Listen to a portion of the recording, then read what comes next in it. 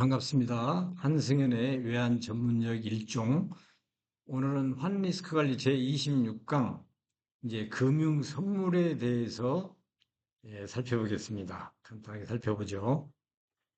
이 헤징 상품, 그러면 우리가 이제 헤징 인스트루먼트라고 그러는데, 우리가 그 헤징 상품에는 이 통화 리스크, 통화 위험을 해징하는 거, 금리 위험을 해징하는 게 있는데, 우리 외환 전문 일종 과목이 환 리스크 관리이기 때문에 여기는 이제 포함이 안 하는 걸로 한번 생각을 해볼게요. 그리고 이제 범위가 이렇게 정해져 있는 거죠. 그래서 이 통화에 대한 위험을 해징하는 상품에는 이제 크게 분류를 한다면 선물환이 있고, 선물이 있고, 수합이 있고, 옵션이 있어요. 그런데 이 선물환 우리가 지금까지 강의를 통해서 공부를 했죠. 그게 이제 선물환이고, 지금 공부하자 하는 이 선물이라는 것은 앞선자이죠. 우리가 주고받는 선물을 뭐, 연인들 간에 주고받는 선물이 아니고, 이 앞선자 선물이고, 영어로는 퓨처스라고 그러는 건데, 이 가격이 결정되는 구조, 소위 말하는 프라이싱에 하는 구조는 제가 볼 때는 같아요. 같아. 이 선물 환이라는 게 미래 환의 가격이잖아요. 선물도 마찬가지 미래 그 환의 가격이에요. 그런 면에서는 같은 건데, 어쨌든 이 선물이라는 것이 뭔가, 그걸 이제 공부를 해보는 거죠. 이 선물환하고 포드하고 선물은 퓨처스라고 그러는데, 아까 말씀드린 대로 환리스크 관리하는 상품이고 프라이싱 구조도 거의 비슷합니다. 거의 비슷해. 그러면 차이는 뭐냐? 비교를 한번 해보자 이거죠. 예, 제가 거두절미하고 쉽게 얘기하면 어떤 리스크의 형태가 이렇게 돼 있다. 그러면 이 리스크에 정확하게 맞춰서 커스터마이즈해서 해주는 그 환리스크 상품이 선물환이에요. 선물환. 선물환. 이거는 고객이 원하는 대로 맞춤복, 그야말로 옷을 맞춰주지 그대로 맞추는 거예요. 그런데 선물이라는 건 뭐냐면 표준화되어 있는 상품이라서 이렇게 정확히 맞추는 게 아니고 우리가 레고가 이렇게 조그마한 게 이게 많이 있죠. 이런 조각을 사서 마치 타일을 사가지고 이걸 다 덮는 것처럼 덮는 거예요. 그러다 보니까 이런 데는 안 덮이는 경우도 있고 좀 오버가 되는 경우도 있고 막 이런 일이 생길 수가 있어요. 그러나 대체적으로 이거를 그냥 형태로 해서 이렇게 뭉뚱그려서 이렇게 이렇게 이렇게 덮는 거예요. 그래서 그 상품 자체가 표준화돼 있다, 스탠더다이즈드 돼 있다 이런 차이가 있어요. 요걸 알면 되시고 이 금액이 그렇고 만길도 마찬가지예요. 만길도 선물하는 뭐 정확하게 뭐 9월 27일이다 딱 맞춰줄 수 있는데 선물인 경우에는 그렇지 않아요. 이 만기일이 특정 일로 정해져 있어요. 예컨대 뭐 해당 월에 뭐 며칠 뭐 몇 번째 수요일 뭐 이런 식으로 정해져 있단 말이죠. 그래서 자세하게 한번 볼까요? 선물한 거래는 외국환 거래 은행과 하는 거고 통화 선물은 선물 회사하고 하는 건데 이게 거래되는 것이 거래소예요. 익스체인지. 익스체인지에서 거래소에서 거래되는 장내 상품이에요. 거래 금액, 고객이 희망하는 금액을 정확하게 이렇게 맞춰준 데 반해서 선물은 한 계약당 금액이 뭐 10,000불 이런 식이에요. 이 계약을 이제 컨트랙이라고 그러는데 이 컨트랙당 가격이 정해져 있어요. 그러니까 내고의 이 규모가 정해져 있다는 얘기죠. 그다음에 거래 가격은 환율을 만들어내는 가격을 만들어내는 구조는 제가 굉장히 비슷하다고 그랬죠.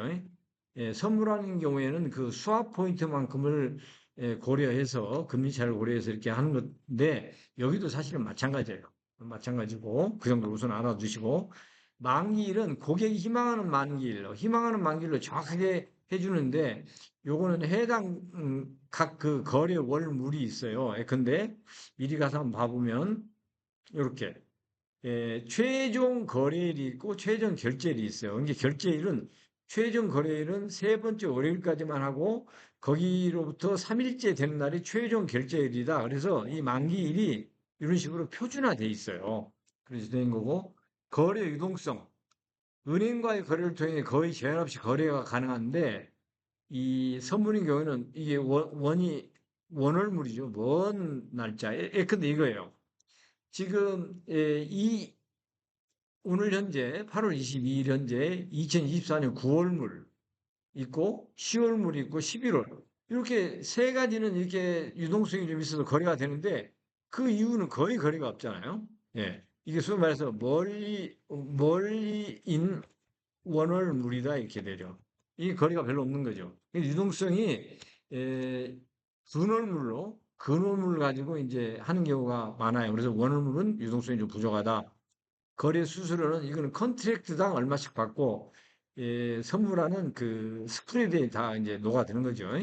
보증금 이거는 거래처의 신용도에 따라서 적립을 해야 될 수도 있고 면제될 수도 있고 막 그런데 이 통화선물은 나중에 배우겠지만 이 건당 증거금이라는 게 있어요. 마진이라는 건데 마진 이 증거금을 딱 해놓고 거래를 하기 때문에 별도의 보증금은 없어요.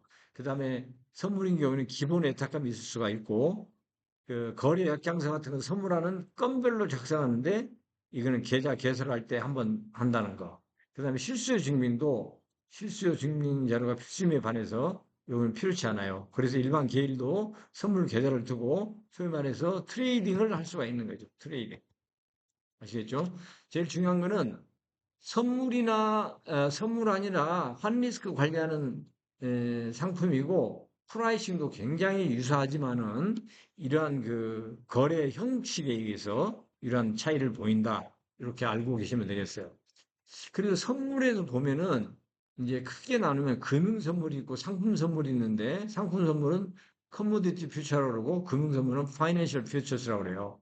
근데 금융 선물에는 뭐 통화 선물도 있고 금리 선물도 있고 주가 지수 선물도 있고 막 그렇습니다. 금융 상품이죠.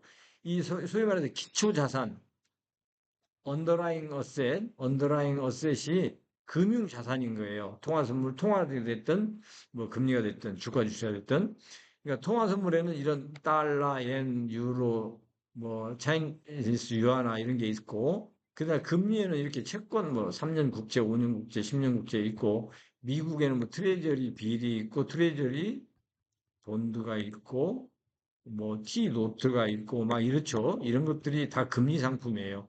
그다음에 주가 지수는 뭐 S&P 500에 대한 그 선물도 있고 막 그런죠. 그다음에 상품 선물 같은 경우는 뭐 금, 돈육, 석유, 뭐 옥수수 이런 게 있을 수가 있겠죠. 이런 거에 미래 가격을 갖다가 거래를 하는 것이 선물이니까 또 이런 거에 이런 통화에 또는 금리의 미래 가격을 거래하는 게 선물이잖아요. 그래 금융 선물, 통화 선물 이렇게 된다 말이죠.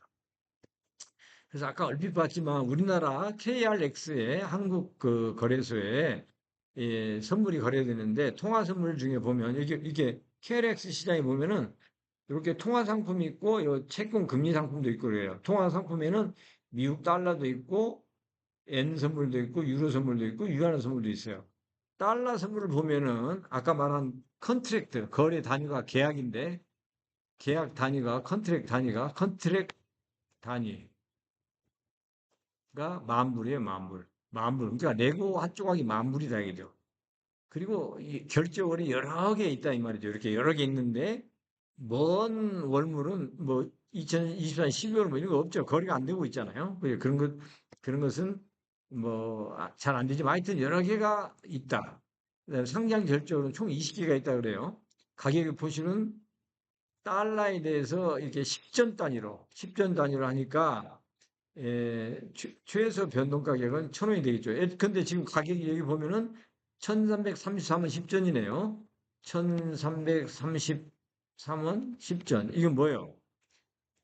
이 만불인데 1달러당 이렇다는 얘기잖아요. 그러니까 환율하고 비슷해요. 그렇게 하는 거고. 이렇게 특정 거래월, 근데 뭐 2024년 9월물이다.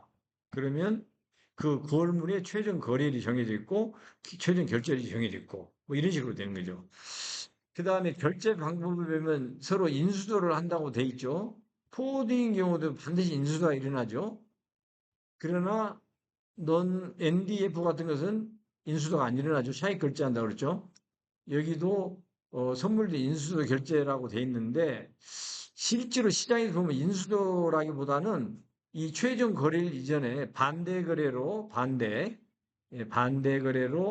이렇게 포지션을 언와인딩하는 그런 경우가 더 많다고 제가 들었어요. 이렇게 돼 있는 거고 이게 이제 소위 말해서 이게 계약이 이제 컨트랙인데 이 컨트랙에 대한 스페시피케이션이 되겠어요. 이런 식으로 이렇게 스탠더다이즈드 돼 있다, 표준화돼 있다. 이것이 이제 그 선물안과 결정적으로 다른 그런 내용입니다.